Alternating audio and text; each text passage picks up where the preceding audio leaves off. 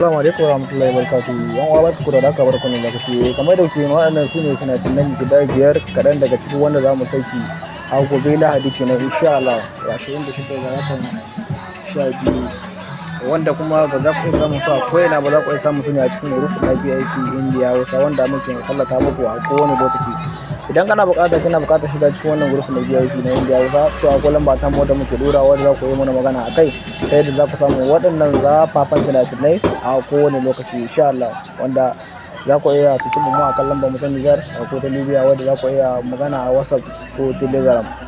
A can ne za ka iya samun duk wani sabon film da kake bukata na India Hausa, wannan wanda ba kalla ba da wannan kalla duka za ku shigo su a ciki, za ka sake maimaita kallon wanda kake bukatar kallo insha Allah. Kar ku manta ku yi subscribe da alamar kararrawa da zarar mun ɗaya da shirye-shiryen da za ku kasa akan insha Allah.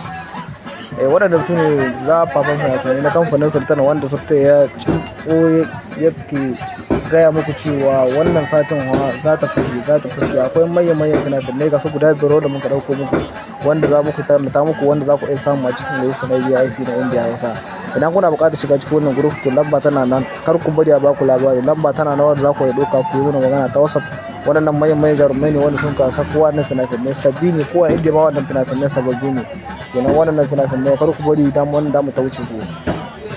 Ku yi ƙoƙari kuma ku samu naku, ku yi ƙoƙari ku yi research cikin group na VIP wanda ake biyan kuɗi. Kai kuɗi ne ake biya ƙalilan wanda za ka iya samu shiga cikin wannan tsarin na VIP insha Allah.